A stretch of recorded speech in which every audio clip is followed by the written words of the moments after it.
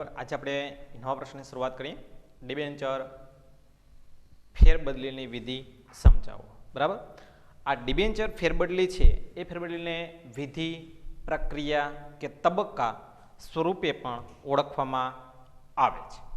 બરાબર, ખાસ યાદ રાખજો કે ડિબેન્ચર ફેરબદલીની વિધિ, પ્રક્રિયા કે તબક્કા સમજાવો. તમને આ રીતના પણ પ્રશ્ન છે એ પૂછી શકાય છે.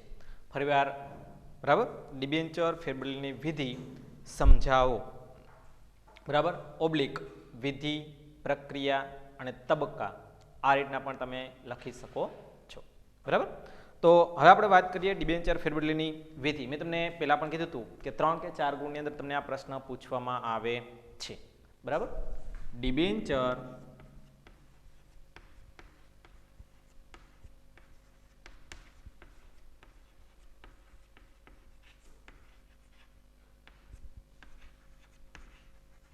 ફેરબદલીની વિધિ, પ્રક્રિયા, તબક્કા સમજાવો. બરાબર, આ રીતના તમને પ્રશ્ન પૂછવામાં આવે છે. ખાસ યાદ રાખજો, ડિબેન્ચર ફેરબદલીની વિધિ, પ્રક્રિયા કે તબક્કા સમજાવો. બરાબર, આ તમારે 3 ગુણનો કે 4 ગુણનો પ્રશ્ન છે. ખાસ યાદ રાખજો, આ પ્રશ્નની અંદર લખવામાં ભૂલ ન થાય. ઘણીવાર હું તમને લાસ્ટ પીરિયડની અંદર પણ કીધેલું છે કે તમને 3 ગુણનો પ્રશ્ન પૂછે તો તમારે 6 મુદ્દા સમજાવવાના રહેશે, અને 4 ગુણનો પ્રશ્ન પૂછે તો તમારે 8 મુદ્દા સમજાવવાના રહેશે. એ વસ્તુ બરાબર છે, પણ અહીંયા જે પ્રક્રિયા, વિધિ કે તબક્કા છે એ આપણને પેરેગ્રાફ સ્વરૂપમાં આપેલી છે, એટલે પેરેગ્રાફ સ્વરૂપના જ એ મુદ્દા છે એ તમારે જાળવવાના રહેશે.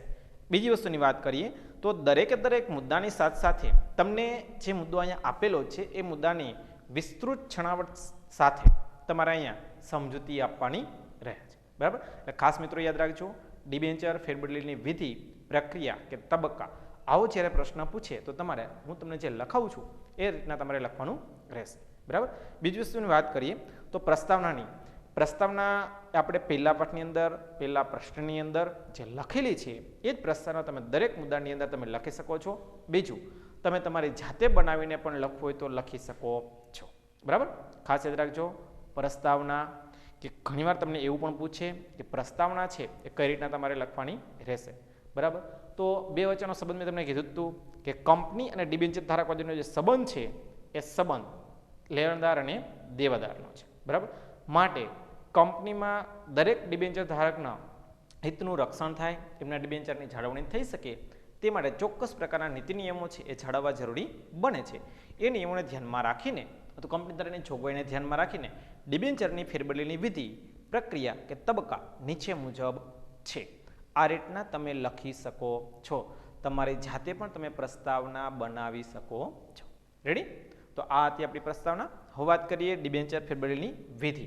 તમારે લખવાને જ્યારે બોર્ડમાં લખો છો, મેં તમને પહેલાં જ પિરિયડની અંદર કેવી રીતના તમારે બોર્ડમાં લખવું, બરાબર, એ તમને વિસ્તૃત સમજૂતી આપેલી છે. છતાં પણ આપણે ફરીવાર સમજીએ. બરાબર, આપણે હેડિંગ બાંધવાનું પહેલાં ડિબેન્ચર ફેરબદલીની વિધિ, પ્રક્રિયા કે તબક્કા. બરાબર, આ જે મુદ્દો છે એ મુદ્દો આપણને સરળતાથી યાદ રાખી શકાય એટલા માટે આપણે સૂત્ર બનાવેલું છે 4D². ખાસ યાદ રાખજો મિત્રો, 4D² ચડ્યું. બરાબર, આમ જોવા જઈએ તો આપણા માટે કંઈક અલગ જ મુદ્દો બની જાય છે. આ 4D² ચડ્યું ડી ન 1 2 3 4 5 6 7 ને 8 મુદ્દા આપણી પાસે છે. 8 મુદ્દાની સાથે તમારો પ્રશ્ન છે એ સંપૂર્ણ કમ્પ્લીટ આવી જાય. બરાબર, તો વાત કરીએ એક એક મુદ્દાને ધ્યાનમાં રાખીને. બરાબર, પહેલાં આપણે એના મેઇન મુદ્દા જોઈ લેશું. તો પહેલો મુદ્દાની વાત કરીએ તો ડિબેન્ચર ફેરબદલી ફોર્મ. બરાબર, તો પહેલાં તો તમે કોઈ પણ જગ્યાએ તમે જાઓ અને જો તમારે ડિબેન્ચરની ફેરબદલી કરવાની હોય તો પહેલાં તમારે શું જોઈએ? એક તો બરાબર, તો કે ડિબેન્ચર ફેરબદલી ફોર્મ તમારી પાસે હોવું જોઈએ. બરાબર, માની લો કે કોઈ કંપની છે, એ કંપનીની અંદર એક, બરાબર ભાઈ, એક વ્યક્તિ છે.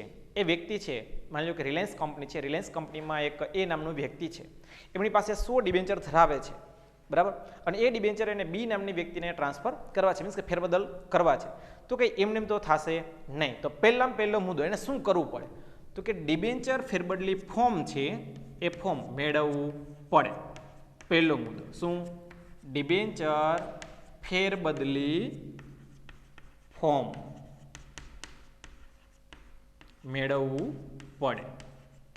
બરાબર, આ ડિબેન્ચર ફેરબદલી ફોર્મ એને મેળવવું પડે છે. બરાબર, મેળવવામાં આવે છે અને તેમાં જરૂરી જે કંઈ વિગતો છે એ ભરવામાં આવે છે. હવે ડિબેન્ચર ફેરબદલી ફોર્મની અંદર મેં પહેલાં પણ કીધું એમ, બરાબર, તો કે ડિબેન્ચર ધારક એમની વિગતો ભરવામાં આવે છે. કોની? ડિબેન્ચર ધારકની વિગતો. બરાબર, તો મેં તમને પહેલાં પણ સમજાવ્યું કે રિલાયન્સ કંપની છે, એમાં એ નામનો વ્યક્તિ છે, એ પોતાના ડિબેન્ચર કોઈ બી નામના વ્યક્તિને ટ્રાન્સફર કરવા માગે છે. તો આ ટ્રાન્સફર કરવા માટે સૌપ્રથમ એમણે શું કરવું પડે? તો કે ડિબેન્ચર ફેરબદલી ફોર્મ મેળવવું પડે છે. બરાબર, એટલે મુદ્દા નંબર 1 ડિબેન્ચર ફેરબદલી ફોર્મ મેળવવું પડે છે. હવે તમારી પાસે જ્યારે ડિબેન્ચર ફેરબદલી ફોર્મ આવી જાય તો તમારે શું કરવું પડે એનું? તો કે ડિબેન્ચર ફેરબદલી ફોર્મમાં જરૂરી વિગતો ભરવી પડે છે. તમે કઈ વિગતો? તો ખાસ કરીને વાત કરીએ ડિબેન્ચર ધારકની વિગતો. અને હંમેશા માટે યાદ રાખો, આમાં ડિબેન્ચર ધારક બે જ હોય. એક ડિબેન્ચર ધારક જે ખરીદનાર છે અને બીજો કોણ છે? તો કે વેચનાર. બરાબર, એટલે બે વ્યક્તિની વિગતો. કોની? ડિબેન્ચર ધારકની વિગતો, જેમ કે ખરીદનાર અને વેચનારની જુદી જુદી વિગતો ભરવામાં આવે છે, જેમ કે નામ, સરનામું, ડિબેન્ચરનો પ્રકાર, સંખ્યા અને તારીખ. બરાબર, એટલે મુદ્દા નંબર 1 ફરીવાર રિવિઝન કરાવું છું કે ડિબેન્ચરની ફેરબદલી માટે ડિબેન્ચર ફેરબદલી ફોર્મ મેળવવું પડે છે. બરાબર, કે જેમાં જરૂરી વિગતો ભરવામાં આવે છે. બરાબર, મુદ્દા નંબર 1. મુદ્દા નંબર 2, ડિબેન્ચર ધારકની જુદી જુદી વિગતો ભરવામાં આવે છે, જેમ કે ડિબેન્ચર ખરીદનાર અને વેચનારનું નામ, સરનામું, ડિબેન્ચરનો પ્રકાર, ડિબેન્ચરની કિંમત, ડિબેન્ચરની તારીખ વગેરે જેવી વિગતો ભરવામાં આવે છે. રેડી? મુદ્દા નંબર 2, ડિબેન્ચર ધારકની વિગતો કોની આવશે? એક ખરીદનાર અને બીજું વેચનાર. બરાબર, હવે આપણે વાત કરી સ્વે. બરાબર, સ્વેનો મીનિંગ થાય છે સ્વૈચ્છિક. બરાબર, કોણ આવશે અહીંયા સ્વૈચ્છિકમાં? તો કે ખરીદનાર અને વેચનાર. કોણ? ખરીદનાર અને વેચનાર બંને સ્વૈચ્છિક રીતે અહીં ડિબેન્ચર ફેરબદલી ફોર્મમાં સહી કરે છે. બરાબર, કે સ્વૈચ્છિક રીતે શું કામે? કે ભવિષ્યમાં કોઈ કંપની સામે ઇસ્યુ ન થાય, કે ખરીદનાર વ્યક્તિ એવું ન કે મને મારી ઈચ્છા ન હતી ને મારી પાસે ડિબેન્ચરની ખરીદી કરાવેલ છે. બીજું, વેચનાર એવો પ્રશ્નનો ઇસ્યુ ન કરે કે મારી ઈચ્છા ન હતી અને મારા ડિબેન્ચર છે એ વેચવામાં આવેલા છે. એટલા માટે સ્વૈચ્છિક રીતે સંમતિ મીન્સ કે સહી કરે છે. કોણ? ખરીદનાર અને વેચનાર. બરાબર, સ્વૈચ્છિક રીતે સહી કરવામાં આવે છે. એટલે આપણી પાસે મુદ્દો શું થયો કે પહેલાં આપણે ડિબેન્ચર ફેરબદલી ફોર્મ મેળવ્યું, પછી એમાં જરૂરી વિગતો ભરી, જેમ કે કેવી વિગતો? તો કે ડિબેન્ચર ખરીદનાર અને ડિબેન્ચર વેચનારની જરૂરી વિગતો ભરવામાં આવે છે, જેમ કે નામ, સરનામું, ડિબેન્ચરનો પ્રકાર, ડિબેન્ચરની તારીખ વગેરે જેવી વિગતો. બરાબર, આમાં તમે ઘણી બધી વિગતો જાતે લખી શકો છો. બરાબર, પછી શું? તો કે સ્વૈચ્છિક રીતે બંને સહી કરે છે અને ડિબેન્ચર વેચવા માટે સંમતિ આપે છે. એટલે મીન્સ કે ડિબેન્ચર ખરીદનાર અને વેચનાર સ્વૈચ્છિક રીતે ડિબેન્ચર ફેરબદલી ફોર્મમાં સહી કરી આપે છે. બરાબર, આ શું થયું? અહીંયા સુધીની જે કંઈ પ્રક્રિયા છે એ માત્ર ને માત્ર કોના તરફથી થઈ? ડિબેન્ચર ધારક તરફથી. બરાબર, હવે વાત કરીએ તો આ જે ડિબેન્ચર ફેરબદલી ફોર્મ છે એ ડિબેન્ચર ફેરબદલી ફોર્મ કોની પાસે રજૂ કરવામાં આવશે? તો કંપની રજિસ્ટ્રાર પાસે. બરાબર, રજૂ કરવામાં આવે છે. મેં તમને પહેલાં પણ કીધું કે પહેલાં છે કોઈ પણ વ્યક્તિ છે ડિબેન્ચર ફેરબદલી ફોર્મ મેળવે છે. આ ફોર્મ મેળવે એટલે એમાં વિગતો ભરે છે અને આ વિગતોમાં પોતે સ્વૈચ્છિક રીતે ડિબેન્ચર વેચવા માંગે છે એવી સંમતિ આપે છે. હવે જો કોઈ પણ ડિબેન્ચર ફેરબદલી ફોર્મ ભરાઈ જાય પછી પોતાની પાસે રાખશે નહીં, તો વિગત શું આવશે? તો કે ડિબેન્ચર ફેરબદલી ફોર્મ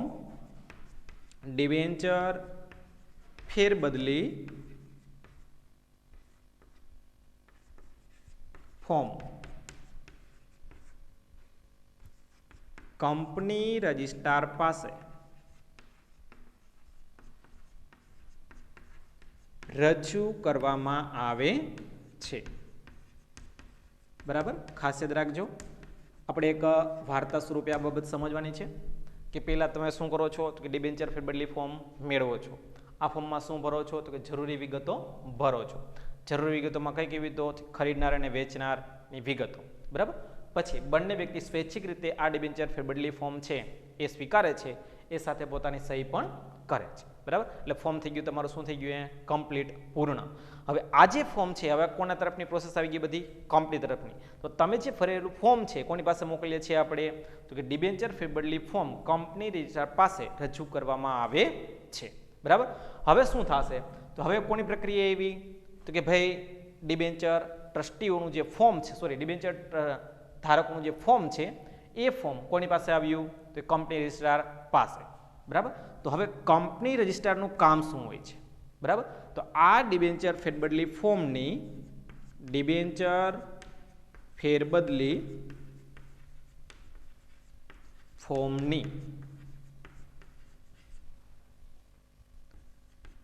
કંપની રજિસ્ટ્રાર દ્વારા શું કરવામાં આવશે? તો કે ચકાસણી કરવામાં આવે છે, બરાબર. કોણ કોણ ચકાસણી કરવામાં આવે છે? તો કે ડિબેન્ચર ફેરબદલી ફોર્મની શું કરવામાં આવે છે? તો કે ચકાસણી કરવામાં આવે છે. કોના દ્વારા? કંપની રજિસ્ટ્રાર દ્વારા. જેમાં કેવી કેવી વિગતો ચકાસણી કરશે? તો ખાસ કરીને વાત કરીએ તો જે ડિબેન્ચર ધારક છે એમનું નામ, સરનામું, સહી, આ બાબત. બીજું, ખરીદનાર અને વેચનારની બંનેની સંમતિ છે કે કેમ, આ બાબતની ખાસ ચકાસણી કરવામાં આવે છે. સાથે સાથે, બરાબર, નમૂનાની સહી છે કે કેમ, આ વ્યક્તિઓ સંમતિ આપેલી છે કે કેમ, એ દરેક બાબતની ચકાસણી કરવામાં આવે છે. હવે વાત કરીએ ડ્યુટી, બરાબર. એટલે ડ્યુટી. તો આ જે સ્ટેમ્પ ડ્યુટી છે વર્તમાન સમય પ્રમાણે, બરાબર, બજારનું જે પ્રવર્તમાન મૂલ્ય છે એ વર્તમાન સમય પ્રમાણે ફેરબદલી ફોર્મમાં સ્ટેમ્પ ડ્યુટી શું આવશે? સ્ટેમ્પ ડ્યુટી લગાડેલી છે કે કેમ? શું? સ્ટેમ્પ ડ્યુટી લગાડેલી છે કે કેમ તેની ચકાસણી કરવામાં આવે છે, બરાબર. કે વર્તમાન સમય પ્રમાણે જે ડિબેન્ચરની જે કંઈ મિલકત, ડિબેન્ચરની જે કંઈ કિંમત છે એ કિંમત પ્રમાણે વર્તમાન સમય પ્રમાણે એક સ્ટેમ્પ ડ્યુટી લગાડેલી છે કે કેમ. કારણ કે સ્ટેમ્પ ડ્યુટી છે એ લગાડવાથી એક પ્રકારનો જ્યુડિશિયલ મેટરનો એક જે દસ્તાવેજ છે એ બની જતો હોય છે અને કાયદાકીય માન્યતા એમને મળતી હોય છે. એટલે એ બાબતને ધ્યાનમાં રાખીને તે એમાં સ્ટેમ્પ ડ્યુટી લગાડેલી છે કે કેમ એ જોવામાં આવે છે. ખાસ યાદ રાખજો, ડિબેન્ચર ફેરબદલી ફોર્મમાં વર્તમાન સમય પ્રમાણે સ્ટેમ્પ ડ્યુટી લગાડેલી છે કે કેમ એ તપાસણી કરવામાં આવે છે, ચકાસણી કરવામાં આવે છે, બરાબર. હવે જે ફોર્મની ચકાસણી થઈ છે પછી જો ખાસ યાદ રાખજો, કંપની છે એક ઓફિસર છે, એ કંપનીનો માલિક નથી, બરાબર. આપણે વાત કરતા હતા અહીંયા ડિબેન્ચરની. તો ડિબેન્ચર મેં તમને પહેલાં પણ કીધું કે ડિબેન્ચર ધારકોની કોઈ પણ ફેરબદલી કરવામાં આવે તો એવા સંજોગોની અંદર એમની પરમિશન છે એ લેવી બને છે. તો ડિબેન્ચર ફેરબદલી અંગેનો ઠરાવ સંચાલક મંડળ સમક્ષ રજૂ કરવામાં આવે છે. એના પછીનો મુદ્દો કે ડિબેન્ચર ફેરબદલી અંગેનો ઠરાવ કોની સમક્ષ? સંચાલક મંડળ સમક્ષ રજૂ કરવામાં આવે છે અથવા તો પસાર કરવામાં આવે છે, બરાબર. રેડી? ખાસ યાદ રાખજો, કોની સભામાં? તો કે સંચાલક મંડળની સભામાં ઠરાવ, બરાબર. કે અંગેનો ઠરાવ? તો કે ડિબેન્ચર ફેરબદલી અંગેનો ઠરાવ. હવે અહીંયા જે ડિબેન્ચર ફેરબદલી અંગેનો ઠરાવ સંચાલક મંડળની સભામાં પસાર થશે એટલે કંપની પાસે બે ઓપ્શન રહેશે.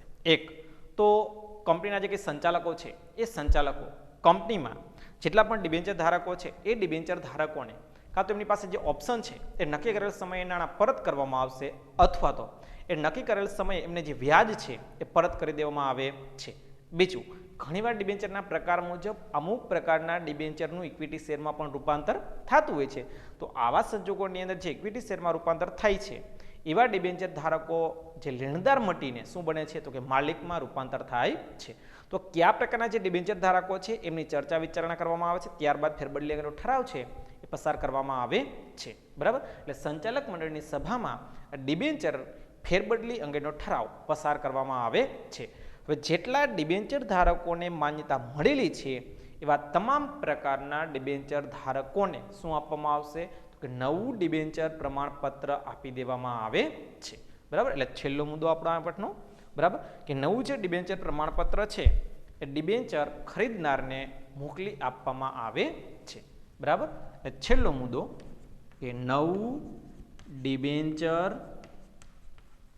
પ્રમાણપત્ર નવા ડિબેન્ચર ધારક અથવા તો આપણે વાત કરીએ એમ ખરીદનાર ને મોકલી આપવામાં આવે છે. કોને? કે નવા ડિબેન્ચર ધારકને, બરાબર. કે જે નવા ડિબેન્ચર ધારકો છે તમામ પ્રકારના ડિબેન્ચર ધારકોને આ પ્રમાણપત્ર છે એ મોકલી આપવામાં આવતું હોય છે, બરાબર. ફરીવાર તમને રિવિઝન કરાવું છું આખો પ્રશ્ન, બરાબર. કે ડિબેન્ચર ફેરબદલીની વિધિ, પ્રક્રિયા અને તબક્કા. છેલ્લા 3 મુદ્દાને આપણે ફરીવાર જોઈ લઈએ, પછી ફરીવાર આપણું રિવિઝન કરશું. કે વર્તમાન સમય પ્રમાણે સ્ટેમ્પ ડ્યુટી લગાડેલી છે કે કેમ એ જોવામાં આવે છે. ખાસ કરીને વાત કરીએ તો સ્ટેમ્પ ડ્યુટી છે એ કાયદાકીય મેટર બની જાય છે જ્યારે કોઈ પણ મિલકતની ખરીદી કરવામાં આવે ત્યારે એવા સંજોગોની અંદર ડિબેન્ચર ફેરબદલી ફોર્મમાં સ્ટેમ્પ ડ્યુટી લગાડેલી છે કેમ એ જોવામાં આવે છે. સ્ટેમ્પ ડ્યુટી એક પ્રકારનો એક દસ્તાવેજ ટિકિટ પ્રમાણે થાય છે કે જેમાં નક્કી કરેલી મિલકતો છે, મિલકતોને ધ્યાનમાં રાખીને એ સ્ટેમ્પની ખરીદી કરવી પડે છે અને એ સ્ટેમ્પ પેપર ઉપર તમામ મિલકતોનું એક પ્રકારનું લખાણ થાય છે જ્યારે સ્ટેમ્પ ડ્યુટી બની જતી હોય છે. તો આવી જે સ્ટેમ્પ ડ્યુટી છે એ લગાડેલી છે કે કેમ, બરાબર, એ પણ જોવામાં આવે છે. ત્યારબાદ ફેરબદલી અંગેનો ઠરાવ. મેં તમને પહેલાં પણ કીધું કે સંચાલક મંડળ છે કંપનીના હાથ નીચેનું કામ કરતું એક મંડળ છે અને એ મંડળની અંદર એમની પરવાનગી વગર કોઈ પણ કાર્ય શક્ય નથી. એ કંપની રજિસ્ટ્રાર છે એક પ્રકારનો અધિકારી છે, એટલે એ અધિકારી એમની પાસે આવેલા જેટલા પણ ડિબેન્ચર ફેરબદલી ફોર્મ છે એ સંચાલક મંડળ સમક્ષ રજૂ કરે છે અને આ સંચાલક મંડળ એમને પરવાનગી આપે ત્યારે એમને આગળની પ્રોસિજર માટે અહેડ કરવામાં આવે છે, બરાબર. પછી વાત કરીએ તો નવું ડિબેન્ચર પ્રમાણપત્ર, કે જેટલા ડિબેન્ચર ધારકોના જે ફોર્મ છે એમને માન્યતા મળેલી હશે એવા ડિબેન્ચર ધારકોને નવું ડિબેન્ચર પ્રમાણપત્ર નક્કી કરેલ સમય પ્રમાણે આપી દેવામાં આવે છે. નવા ડિબેન્ચર ધારકને લખો તો પણ વાંધો નથી, ડિબેન્ચર ખરીદનારને લખો તો પણ વાંધો નથી, બરાબર. એટલે તમારે 8 મુદ્દા છે એ સમાવેશ થાય છે, બરાબર. ડિબેન્ચર ફેરબદલીની વિધિ, પ્રક્રિયા કે તબક્કા સમજાવો. આ રીતના તમને પ્રશ્ન પૂછવામાં આવે તો ખાસ યાદ રાખજો, વિધિ પણ એક થાય છે, પ્રક્રિયા પણ એક થાય છે અને તબક્કા પણ એક જ ગણવામાં આવે છે, બરાબર. ફરીવાર 3 કે 4 ગુણની અંદર પ્રશ્ન પૂછવામાં આવે તો તમારે આ રીતના લખવાનું રહેશે કે ડિબેન્ચર ફેરબદલીની વિધિ, પ્રક્રિયા કે તબક્કા સમજાવો, બરાબર. તો તમને વિધિ, પ્રક્રિયા કે તબક્કા કહે તો તમારે આ રીતના લખવાનું રહેશે. પહેલાં તમને પ્રસ્તાવના કીધી એ પ્રમાણે પ્રસ્તાવનું હેડિંગ બાંધવાનું, પછી લીટી છોડીને લખવાનું પ્રક્રિયા, પછી સૂત્ર છે આપણી પાસે ફોડી સ્વેર ચડ્યું ડીન, બરાબર. ફરીવાર બોલું છું, ફોડી સ્વેર ચડ્યું ડીન, બરાબર. તો આ જે મુદ્દા છે પહેલાં ખાલી મેઇન મુદ્દો તમે યાદ રાખો, પછી આપણે સમજૂતી સાથે સમજવાનો પ્રયત્ન કરશું. પહેલું ફેરબદલી ફોર્મ, બીજું ડિબેન્ચર ધારકની વિગતો, મુદ્દા નંબર 3 સ્વૈચ્છિક સંમતિ, કંપની રજિસ્ટ્રાર પાસે ચકાસણી, સ્ટેમ્પ ડ્યુટી, ડિબેન્ચર ફેરબદલીનો ઠરાવ અને છેલ્લો મુદ્દો નવું ડિબેન્ચર પ્રમાણપત્ર, બરાબર, નવા ડિબેન્ચર ધારકને મોકલી દેવામાં આવે છે, બરાબર. આ જે મુદ્દાની વાત થઈ એ આપણા મેઇન મુદ્દા હતા. પહેલો મુદ્દો ડિબેન્ચર ફેરબદલી ફોર્મ, ડિબેન્ચર ખરીદનારની વિગતો, સ્વૈચ્છિક સંમતિ, કંપની રજિસ્ટ્રાર પાસે ચકાસણી, સ્ટેમ્પ ડ્યુટી, ડિબેન્ચર ફેરબદલીનો ઠરાવ, નવું પ્રમાણપત્ર, બરાબર. ફરીવાર મુદ્દા ન સમજાય એટલા માટે ફરીવાર રિવિઝન કરાવું છું, ખાસ યાદ રાખજો. પહેલો મુદ્દો, પહેલાં શું કર્યું આપણે? ફોર્મ મેળવ્યું. ફોર્મમાં શું ભરી? વિગતો. કોની? તો ખરીદનાર અને વેચનારની. આ જે વિગતો છે એમાં શું કર્યું? એને સ્વૈચ્છિક સંમતિ. સ્વૈચ્છિક સંમતિ આપી એટલે શું બન્યું? એને કંપની રજિસ્ટ્રાર પાસે મોકલી દેવામાં આવ્યું. કંપની રજિસ્ટ્રાર શું કરી? એની તો કે ચકાસણી કરી. આ ચકાસણીના અંતે શું જોયું? એને સ્ટેમ્પ ડ્યુટીની ચકાસણી કરી. પછી શું કર્યું એને ડિબેન્ચર ફેરબદલી અંગેનો ઠરાવ કોની સમક્ષ સંચાલક મંડળ સમક્ષ રજૂ કરવામાં આવ્યો અને એમાં જેટલા ડિબેન્ચર પ્રમાણપત્રો નક્કી થશે એટલે નવા ડિબેન્ચર પ્રમાણપત્રો કોને તો કે ખરીદનાર વ્યક્તિને મોકલી દેવામાં આવે છે. રેડી? આપણા મેઇન મુદ્દા પહેલું ફોર્મ, ડિબેન્ચરની વિગતો, સ્વૈચ્છિક સંમતિ, રજિસ્ટર પાસે નોંધ, ચકાસણી, સ્ટેમ્પ ડ્યુટી, ઠરાવ અને નવું પ્રમાણપત્ર. બરાબર?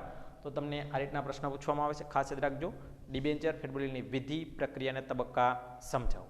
દરેક મુદ્દાની અંદર પહેલો મુદ્દો ડિબેન્ચર ફેરબદલી ફોર્મ, બીજું ડિબેન્ચરની વિગતો એટલે કે ખરીદનાર અને વેચનારની, પછી સ્વૈચ્છિક રીતે સહી અથવા તો સંમતિ. બરાબર? સહી અથવા તો સંમતિ. ત્રીજો મુદ્દો કંપની રજિસ્ટ્રાર પાસે રજૂ. બરાબર? મુદ્દા નંબર 4 ફોર્મની ચકાસણી. ત્યારબાદ સ્ટેમ્પ ડ્યુટી. બરાબર? ત્યારબાદ વાત કરીએ તો ડિબેન્ચરનો ફેરબદલી અંગેનો સંચાલક બોર્ડમાં ઠરાવ અને છેલ્લું નવું ડિબેન્ચર પ્રમાણપત્ર. બરાબર? દરેક મુદ્દાને આપણે સમજૂતી જોઈએ તો કોઈપણ કંપનીમાં જ્યારે કોઈપણ વ્યક્તિ પોતાના ડિબેન્ચર છે એની ફેરબદલી કરવા માંગે છે તો એવા સંજોગોની અંદર પહેલાં એને શું કરવું પડે તો ખાસ કરીને વાત કરીએ તો દરેક ડિબેન્ચર ધારક કંપનીમાં જઈને ડિબેન્ચર ફેરબદલી ફોર્મ છે એ મેળવવું પડે છે. બરાબર?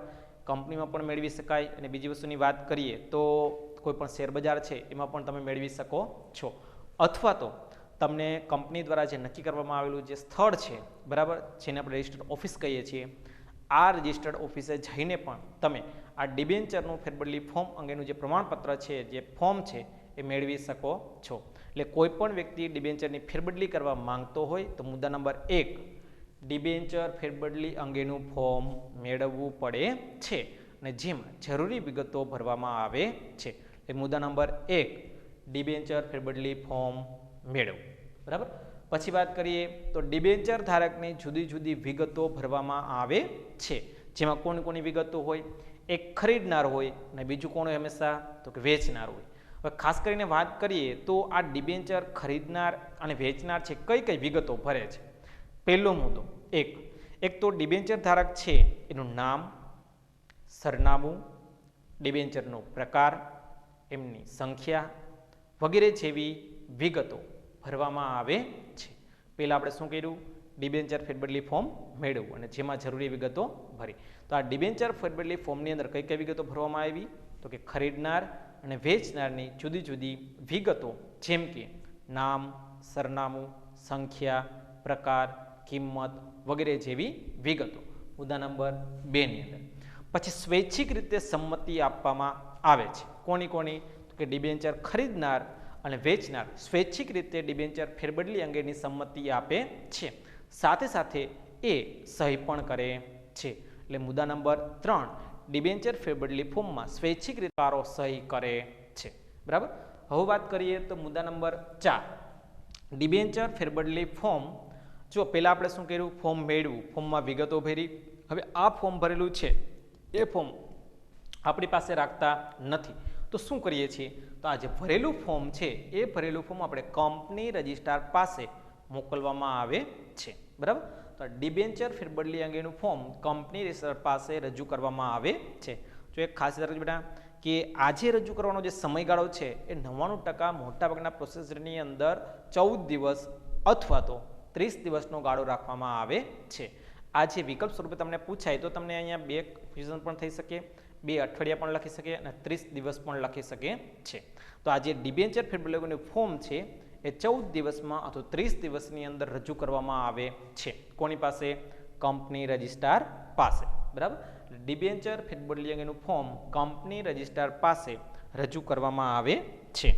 ખાસ કરીને વાત કરીએ તો આ જે ડિબેન્ચર ફેરબદલી ફોર્મ છે એ ફોર્મ ખરેખર એની શું થાય છે તો કે એની ચકાસણી કરવામાં આવે છે. કોના દ્વારા? પહેલાં મોકલ્યું હતું કોની પાસે આપણે? તો કંપની રજિસ્ટ્રાર પાસે. બરાબર? તો હવે કંપની શું કરે છે એની? તો કે ચકાસણી કરે છે. શું? તો કે ડિબેન્ચર ફેરબદલી ફોર્મની તો કે ચકાસણી કરવામાં આવે છે. કોના દ્વારા? તો કંપની રજિસ્ટ્રાર દ્વારા. ખાસ કરીને નમૂનાની સહી છે કે કેમ તેની ચકાસણી કરવામાં આવે છે. અને આ નમૂનાની સહીની અંદર ખાસ કરીને જે વેચનાર વ્યક્તિ છે એમની સહી અને બીજું ખરીદનાર વ્યક્તિ છે એમની સહી, આ બંનેની સહીની ચકાસણી કરવામાં આવે છે, બરાબર. ડિબેન્ચર વેચનાર અને ખરીદનારની સહીની ચકાસણી કરવામાં આવે છે. આ સાથે સાથે વર્તમાન સમય પ્રમાણે સ્ટેમ્પ ડ્યુટી લગાડેલી છે કે કેમ એમની પણ ચકાસણી કરવામાં આવે છે. મેં તમને પહેલાં પણ સમજાવ્યું સ્ટેમ્પ ડ્યુટી શા માટે જરૂરી છે, કે કોઈ પણ સમયની અંદર જ્યારે તમે કોઈ પ્રોપર્ટી મીન્સ કે મિલકતોનું જ કોઈ પણ ખરીદ વેચાણ કરો છો ત્યારે એ મિલકતો ખરેખર જ્યુડિશિયલ મેટરની અંદર એપ્લાય કરી શકાય, મીન્સ કે દસ્તાવેજી સ્વરૂપે કરી શકાય, એટલા માટે એમાં સ્ટેમ્પ ડ્યુટી લગાડવી જરૂરી બને છે. એટલા માટે જરૂરી ફોર્મમાં સ્ટેમ્પ ડ્યુટી લગાડેલી છે કે કેમ એ પણ જોવામાં આવે છે. પછી એ સ્ટેમ્પ ડ્યુટીને ધ્યાનમાં રાખીને સંપૂર્ણ ફોર્મ કમ્પ્લીટ છે, કોઈપણ પ્રકારની વિગતો અધૂરી નથી, કોઈપણ પ્રકારની વિગતો ખૂટતી નથી, તો એવા સંજોગોની અંદર એવા જ ફોર્મ છે એ સબમિટ કરવામાં આવશે અને તમામ ફોર્મની એક યાદી બનાવવામાં આવે છે. અને આવા જે તમામ પ્રકારના ફોર્મ છે એક સભાની અંદર રજૂ કરવામાં આવે છે. મેં તમને કીધું એમ કે તમામ પ્રકારના ડિબેન્ચર ફેરબદલી અંગેનો ઠરાવ છે એ સંચાલક મંડળની સભામાં પસાર કરવામાં આવે છે. આ સંચાલક મંડળ કંપનીના માલિક પછીનો બીજું સ્થાન કે જે કંપનીનું સંચાલન કરવાનું કામ કરે છે, જે કંપનીના ખૂબ જ હિતેચ્છુ જોવા મળે છે. આવા જે વ્યક્તિઓ છે એ કંપનીમાં જેટલા ડિબેન્ચર ધારકો છે એમના ડિબેન્ચર ફેરબદલ કરવા કે કેમ એ અંગેની માહિતી છે એ લોકો આપતા હોય છે. એટલા માટે ડિબેન્ચર ફેરબદલીનો ઠરાવ છે સંચાલક મંડળની સભામાં પસાર કરવામાં આવે છે, બરાબર. હવે જેટલા ડિબેન્ચર ધારકો છે એ ડિબેન્ચર ધારકોના જેટલા ફોર્મ રજૂ થયેલા છે એમના ફોર્મની સાથે સાથે આ તમામ પ્રકારના જે કે ડિબેન્ચર છે એ ડિબેન્ચર ફોર્મના આધારે નવા ડિબેન્ચર પ્રમાણપત્ર તૈયાર કરવામાં આવે છે. ખાસ કરીને વાત કરીએ તો આ ડિબેન્ચર પ્રમાણપત્ર છે એ કોને, ક્યારે, કેવી રીતે મોકલવામાં આવશે, કેટલા ડિબેન્ચર છે એ એમને ફાળવવામાં આવેલા છે, મીન્સ કે એમને મંજૂર કરવામાં આવેલા છે, એ તમામ વિગતો છે એ એમાં તૈયાર કરવામાં આવતી હોય છે, બરાબર. તો આવી વિગતો સાથે આ ડિબેન્ચર પ્રમાણપત્ર છે એ તૈયાર કરવામાં આવે છે અને આ જે કામ છે એ સેક્રેટરી દ્વારા થાય છે. ખાસ યાદ રાખજો, આ ડિબેન્ચર પ્રમાણપત્ર તૈયાર કરવાનું કામ કોણ કરે છે તો કે સેક્રેટરી કરે છે. જ્યારે ચકાસણીનું કામ કોણ કરે છે તો કંપની રજિસ્ટ્રાર કરે છે. તો આવા જે ખરીદનાર વ્યક્તિ છે મીન્સ કે નવું ડિબેન્ચર પ્રમાણપત્ર છે એ નવા ડિબેન્ચર ધારકને મીન્સ કે ખરીદનાર ડિબેન્ચર ધારકને સેક્રેટરી દ્વારા રજિસ્ટર્ડ પોસ્ટ દ્વારા મોકલી દેવામાં આવે છે, બરાબર. નવું ડિબેન્ચર પ્રમાણપત્ર નવા ડિબેન્ચર ધારકને સેક્રેટરી દ્વારા રજિસ્ટર્ડ પોસ્ટમાં મોકલી આપવામાં આવે છે, બરાબર. તો આ સાથે અહીંયા આપણો પ્રશ્ન છે એ પૂર્ણ થાય છે અને નીચે આપણે લખી શકીએ કે આવું ડિબેન્ચરની ફેરબદલીની વિધિ પ્રમાણપત્ર છે એ પૂરા કરવામાં આવે છે, બરાબર. ખાસ કરીને વાત કરીએ તો કઈ રીતના કરી શકાય, કે ઉપસંહાર પર તમે લખવું હોય તો લખી શકો કઈ રીતના, કે કોઈ પણ ડિબેન્ચર ધારક છે, બરાબર, એ કંપનીમાં એક પોતાની મિલકત છે મૂડી છે રોકવાનું કામ કરે છે. એ મિલકતને ધ્યાનમાં રાખીને અને ડિબેન્ચર છે પોતાની ફેરબદલી છે, ડિબેન્ચર ધારક પોતાના ડિબેન્ચરની ફેરબદલી કરવા માંગતો હોય છે ત્યારે ઉપર મુજબની વિધિ છે એ અનુસરવી પડે છે. આપણો અહીંયા ઉપસંહાર થયો ગણ, બરાબર. તો ડિબેન્ચર ફેરબદલીની વિધિ આ રીતના તમે અહીંયા પૂર્ણ કરી શકો છો, બરાબર. હવે ફરીવાર તમને એક મુદ્દાની યાદ કરાવી દઉં કે આ જે પ્રશ્ન છે એ તમારે પૂછાય તો તમારે લખવાનું છે કઈ રીતના. બીજું 3 કે 4 ગુણનો જે તમને પ્રશ્ન પૂછવામાં આવે છે ત્યારે ઘણા મિત્રો એવા છે કે 3 મુદ્દા લખી નાખે છે, પછી 3 માર્ક્સની અંદર તો કે ઇનફ હોય છે. 4 માર્કનો પ્રશ્ન હોય તો 4 મુદ્દા લખી નાખે છે તો કે ઇનફ હોય છે. આ જે વસ્તુ છે માઇન્ડેડ ઇટ કાઢી નાખજો. ખાસ યાદ રાખજો કે તમને જો પ્રશ્ન આવી પ્રક્રિયા વિધિ કે તબક્કા પૂછે તો તેના દરેક મુદ્દાની સમજૂતી આપવાની રહેશે. આપણને ટેક્સ્ટબુકની અંદર પણ આ જે મુદ્દો છે એ મુદ્દો આપણને આ રીતના આપવામાં આવેલો નથી, બરાબર. મિત્રો ખાસ યાદ રાખજો કે તમને જે મુદ્દો આપેલો છે એ આ પેરેગ્રાફ વાઇઝ આપેલો છે, મુદ્દા વાઇઝ આપેલો નથી. તો તમે ખાલી મુદ્દા દર્શાવીને એમાં એક્ઝામની અંદર લખશો નહીં, નહીંતર એના માર્ક્સ મળવા પાત્ર રહેતા નથી, બરાબર. તો આ તમારે લખવાનું છે કઈ રીતના, કે દરેકે દરેકને એરો મારીને પેરેગ્રાફ પાડીને તમે દર્શાવી શકો છો, બરાબર. તો આ રીતના તમને આ પ્રશ્ન પૂછે તો તમારે કઈ રીતના લખવાનું છે ફરીવાર તમને લાસ્ટમાં રિવિઝન કરાવું છું, બરાબર. ડિબેન્ચર ફેરબદલીની વિધિ, પ્રક્રિયા કે તબક્કા, બરાબર. 3 કે 4 ગુણનો પ્રશ્ન પૂછે તો તમારે કઈ રીતના લખવાનું છે ખાસ યાદ રાખજો. જો તમને આ પ્રશ્ન 3 ગુણમાં પૂછે તો તમારે 3 મુદ્દા લખવાના નથી, ખાસ યાદ રાખજો. 4 ગુણમાં પૂછે તો પણ તમારે 4 મુદ્દા લખવાના નથી, બરાબર. તો આ પ્રશ્ન તમારે વ્યવસ્થિત રીતે લખવાનો છે અને એકદમ સરળતાથી સમજાઈ શકે એવો છે. ખાસ કરીને આ પ્રશ્ન લખવા માટે તમારે પહેલામાં પહેલો મુદ્દો શું યાદ રાખવાનો, તો કે ભાઈ સૂત્ર, બરાબર. આ સૂત્ર છે એના ઉપર બધા મુદ્દા આવી જાય છે. જો મુદ્દા નંબર 1 પહેલાં શું કર્યું આપણે, ફોર્મ મેળવ્યું, પછી ડિબેન્ચરની શું કર્યું આપણે, વિગતો ભરી, પછી બંને શું કર્યું, એમાં સ્વૈચ્છિક સમજૂતી આપી, મીન્સ કે સંમતિ આપી. પછી એ ફોર્મ કોની પાસે મોકલવામાં આવ્યું, કંપની રજિસ્ટ્રાર પાસે મોકલવામાં આવે છે. ત્યારબાદ કંપની રજિસ્ટ્રારે શું કર્યું એનું, તો કે ચકાસણી કરવામાં આવી. એ ચકાસણીમાં એને શું જોયું, તો કે સ્ટેમ્પ ડ્યુટી જોઈ. સાથે એને શું કર્યું, તો કે ડિબેન્ચર ફેરબદલી અંગેનો ઠરાવ કોની સભામાં, સંચાલક મંડળની સભામાં પસાર કરવામાં આવ્યો. એને શું કર્યું, તો કે નવા ડિબેન્ચર પ્રમાણપત્રો કોને, તો કે નવા ડિબેન્ચર ધારકને મોકલી દેવામાં આવ્યા. મેં તમને પહેલાં પણ કીધું કે ફોર્મની ચકાસણી છે એ કંપની રજિસ્ટ્રાર દ્વારા થાય છે, જ્યારે ડિબેન્ચર પ્રમાણપત્ર છે એ સેક્રેટરી દ્વારા તૈયાર કરવામાં આવે છે, બરાબર. તો હવે આપણે ફરીવાર આ મુદ્દાની એક સમજૂતી જોઈએ, બરાબર. ફોડ્યું, સ્વેર, ચડ્યું, ડીન.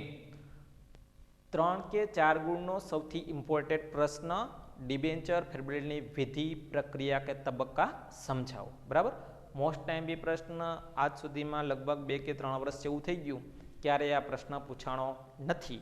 એટલે આવતા 21ની અંદર આ પ્રશ્ન પૂછાવાની 100% ગેરંટી રહેશે. એટલે આ પ્રશ્ન ઉપર થોડું ધ્યાન આપવા માટે નમ્ર વિનંતી, બરાબર.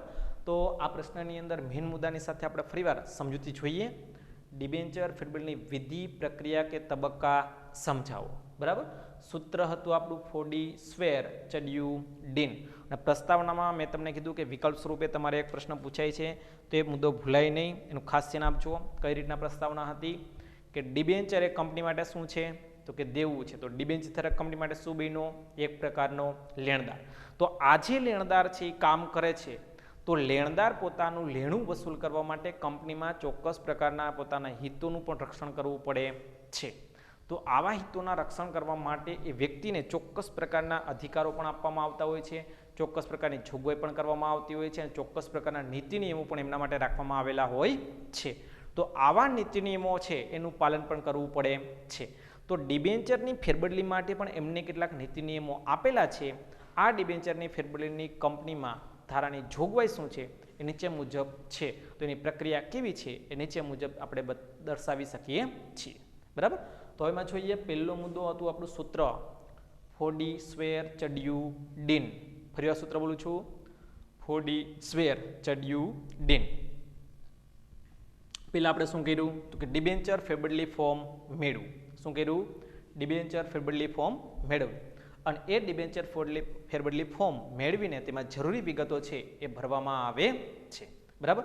ખાસ કરીને જરૂરી વિગતોમાં ખાસ યાદ રાખજો બેટા, એક ખરીદનાર અને બીજું વેચનાર, એના સિવાય કોઈ ત્રીજો વ્યક્તિ હોતો નથી. અહીંયા કોઈ પણ પ્રકારનું આપણે કહીએ ને કે ભાઈ જામીનગીરી તમારે આપવી પડે, બરાબર. અથવા તો આપણે કહીએ ને કે ભાઈ એક શું ભાઈ જામીન તમારે લાવવા પડે, આવું અહીંયા કોઈ પણ પ્રકારના કોઈ છે એવી વસ્તુ હોતી નથી, બરાબર. એટલે પહેલો મુદ્દો કે ડિબેન્ચર ફેરબદલી ફોર્મ મેળવવું પડે છે અને જેમાં જરૂરી વિગતો ભરવામાં આવે છે, બરાબર. આ સાથે ડિબેન્ચર ધારકની વિગતો, જુદી જુદી વિગતો, કેવી કેવી વિગતો હોય, એક ખરીદનાર અને બીજું કોણ હોય, તો કે વેચનાર.